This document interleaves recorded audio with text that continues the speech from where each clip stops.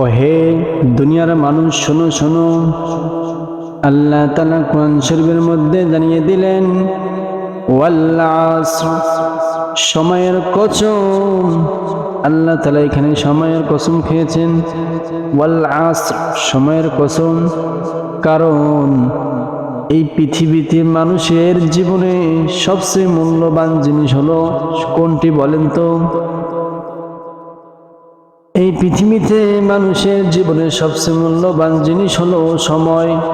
কারণ কিন্তু চলে যাচ্ছে, সকাল হচ্ছে, রাত হচ্ছে, রাতের পর সকাল, সকালের পর রাত, আবার আজকে যে দিনটা চলে যাচ্ছে এই দিন কিন্তু আর আমরা কখনো ফিরে পাবো না। যেটা যাচ্ছে তো যাচ্ছে, ওখান থেকেই শেষ হয়ে যাচ্ছে, আর সেটা আর ফিরে আসতেছে না। নতুন করে একটা দিন, নতুন করে একটা ঘন্টা, নতুন করে এক সেকেন্ড, নতুন করে এক রাত, নতুন করে একটা দিন, এরকম ভাবে আসতেছে। কিন্তু পূর্বের যে সময়টা যেটা চলে গেল সেটা কিন্তু আর কখনো আসবে না, কখনো ফিরে পাবো না।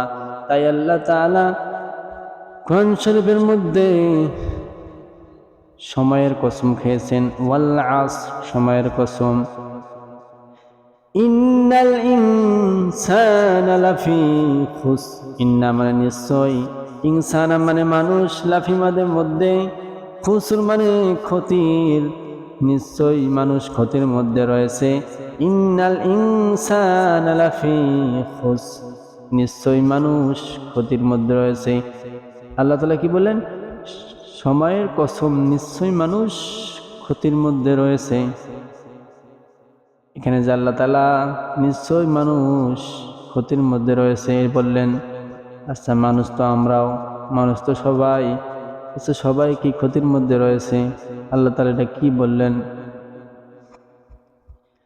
পরে আয়াতে বললেন ইল্লাল্লাযীনা আমানু ওয়া আমিলুস সলিহাতি ওয়া তাওয়াসাউ বিল হাক্কি ওয়া তাওয়াসাউ বিস সাবর। ইল্লা মানে তারা ছাড়া, আল্লাযীনা মানে যারা, আমানু মানে ঈমান এনেছে, ওয়া আমিলু মানে এবং করেছে, সলিহাত মানে সৎকর্ম, ওয়া তাওয়াসাউ এবং উপদেশ দিয়েছে, বিল হক মানে সত্যের, ওয়া তাওয়াসাউ এবং উপদেশ দিয়েছে বিস সবর মানে ধৈর্যের। তার মানে ইল্লাল্লাযীনা আমানু ওয়া আমিলুস সলিহাতি ওয়া তাওয়াসাউ বিল হাক্কি ওয়া তাওয়াসাউ বিস সাবর। তারা বাদ দিয়ে যারা ঈমান